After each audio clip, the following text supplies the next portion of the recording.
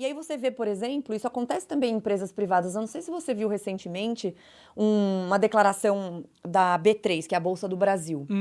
Muito orgulhosamente falando no Instagram de que a partir de 2023 todas as empresas listadas têm que ter na sua liderança uma pessoa de categoria menorizada, eu até repercuti. uma mulher e não sei o quê. Sim, um cara branco falando, aí depois a propaganda é todo mundo branco.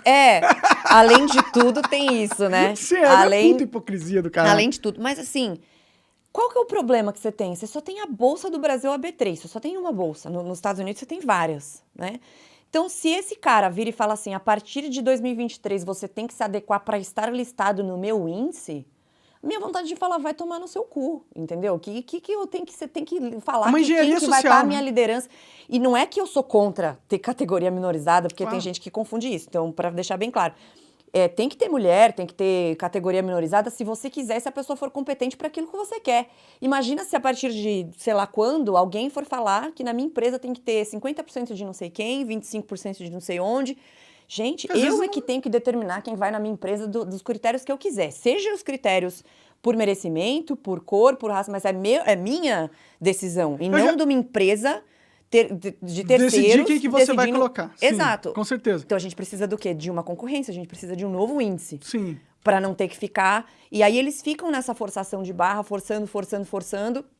Mas eu acho que tem bastante espaço para isso voltar para um equilíbrio maior, porque já foi esticada tanta corda que algumas empresas, tipo Netflix, como é o nome daquela outra empresa? A Amazon é do mesmo algumas, segmento? mas Disney. Várias empresas, né, de vários setores que esticaram muito a corda para esse que a gente chama de cultura woke e que foram meio cooptadas pelos próprios funcionários. Então, funcionário que começa a ditar, agora na Apple, por exemplo, como teve 2 anos de pandemia, ficou muita gente em home office. Aí agora os funcionários fizeram não sei se é o nome, a petição, mas eles fizeram um comunicado dizendo que eles só podem voltar se tiver uma lista desse tamanho de exigências que eles fazem para voltar a trabalhar em loco. Entendi. Tipo, virou um jardim de infância, um negócio, sabe? Tem que ter escorregador, tem que ter mesa de ping-pong. Sério isso? Não, isso é o que aconteceu com o Google, aconteceu com essas empresas, todas fizeram as empresas se tornarem um centro ambiente. De mas eu acho isso legal até. Então, mas ser numa empresa onde você pode ficar tranquilo, assim. Mas aí que tá. O objetivo da empresa é ter lucro, é fazer ela ser o mais rentável possível com o menor custo possível. Sempre esse é o objetivo das empresas. Você trazer as pessoas para a tua empresa é porque a sua empresa é muito foda, e o Google é muito foda, a Apple é muito foda, ou porque você é o mais legalzão e você vai ter sala de descompressão e você vai ter beer pong no meio. Tem até uma série que eu sempre recomendo que chama We Crashed, que é sobre a história do WeWork, que era um cara muito doidão, super visionário, mas muito doidão, que falava, ele e a mulher tinham uma empresa chamada WeWork, eles não são mais sócios, hoje é empresa de outras pessoas, né? Acho que eles tinham uma participação pequena depois que ele saiu, e que a ideia deles era, a gente quer elevar a consciência mundial. Não, cara, você tem uma empresa de espaço compartilhado de trabalho. Não tem nada a ver com levar a consciência mundial, porra nenhuma. E ele começou com essa ideia e gastava muito dinheiro, acabou fazendo com que a empresa tivesse um crash gigante, ficou devendo um monte de gente foi demitida.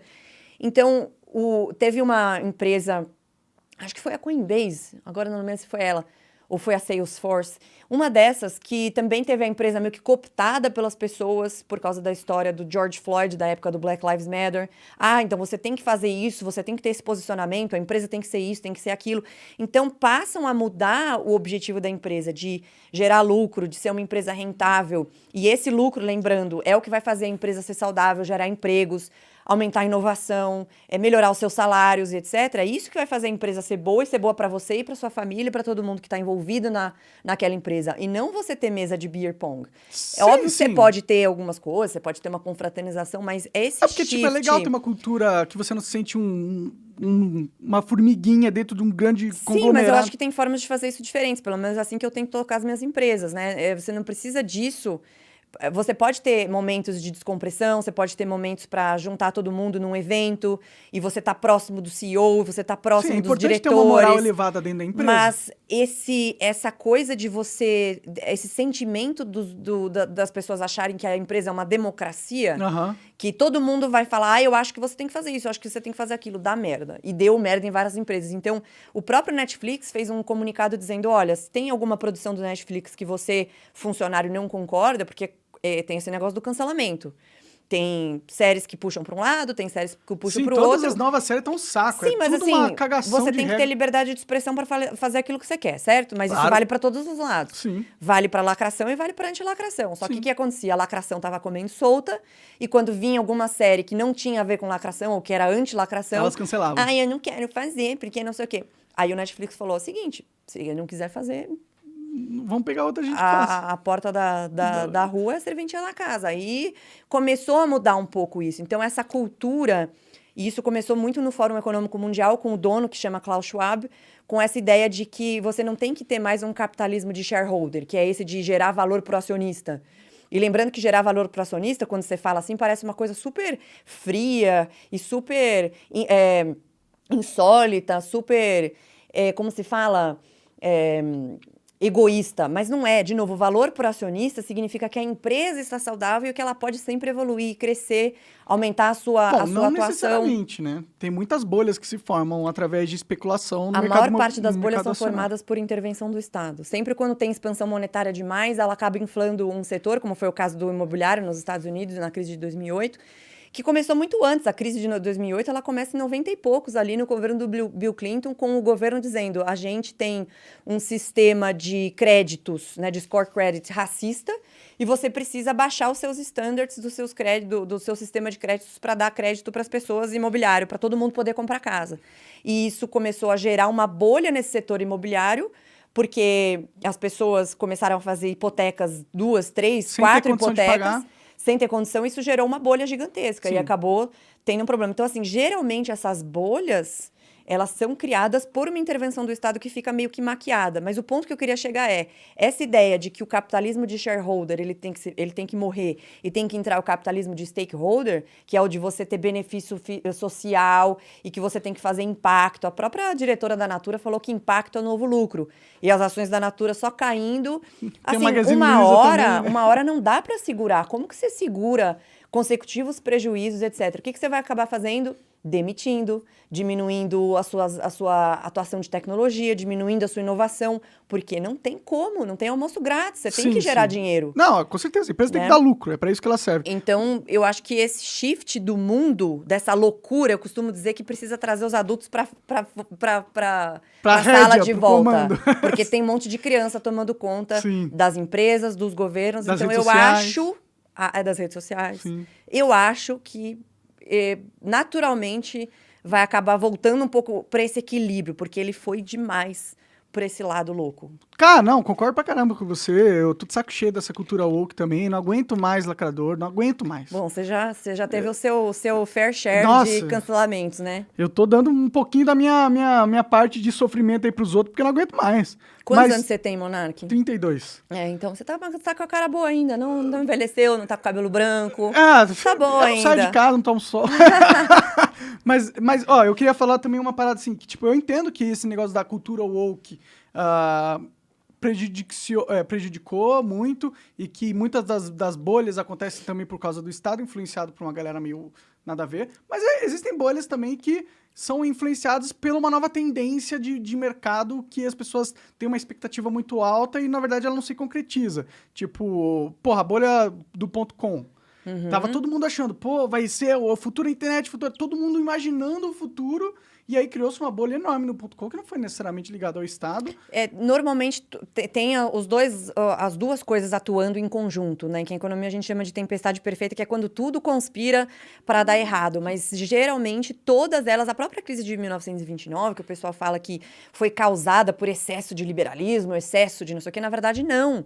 E quando você pega as crises anteriores à crise de 1929, como a crise de 1921, O Estado americano, ele foi mais complacente, ele não ficou lá pondo mais dinheiro, intervindo mais. Eu costumo dizer que quando você intervém demais, essa intervenção causa uma distorção que precisa de uma nova intervenção e acaba criando uma bola de neve. Aham. Então, 1929 teve uma bolha também criada pelo aquilo que eles chamam de Roaring Twenties, que foi a época super fervorosa dos anos 20 por causa de muita impressão de dinheiro.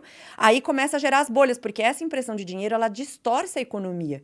Então, esse recurso, ele acaba sendo alocado de uma forma muito distante do que deveria ser a realidade. E nesse caso de 1929, foi para a Bolsa de Valores. E aí os ativos começaram a bombar, tudo bombar, até uma hora que quebrou. Mas quando quebrou, o governo, em vez de falar assim, bom, agora deixa eles se virarem, tipo crise de 2008, que todo mundo viu os bancos que tinham feito um monte de merda serem resgatados pelo Banco Central, tá errado.